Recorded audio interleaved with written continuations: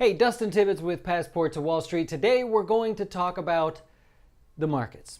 We're going to talk about the summertime market, but we get it. The volume is lighter, everything's a little more relaxed, but in particular, what is it you should be looking for?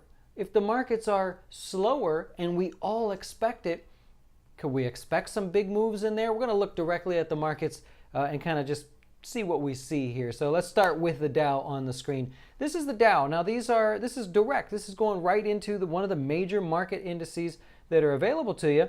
And we know that down here at the bottom, the summertime is going to bring some slower volume. Lower, declining, less interest. It's very normal.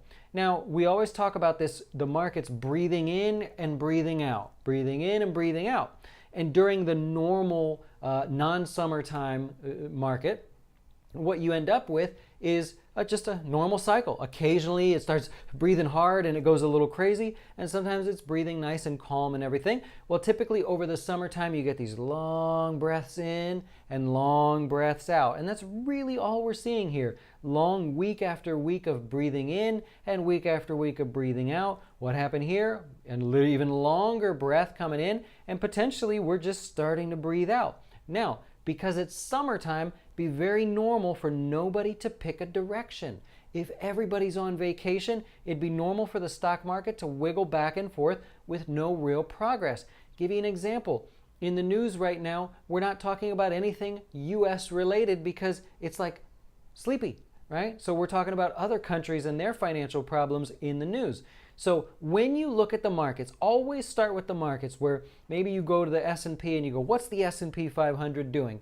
Am I interested in trading that S&P? Is there something available for me? And that's where you're going to start and go, oh man, it's very quiet. There's not much happening here. A little bit more volume on the downside, but we've got that summertime quiet sort of movement.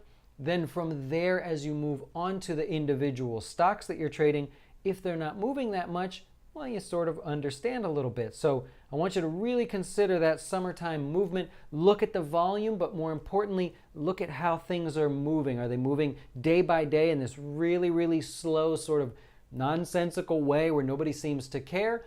Or are they being more volatile and there's more action? I think that'll likely pick up after Labor Day. So in the meantime, enjoy. I hope you find profits out there, and we'll talk to you soon.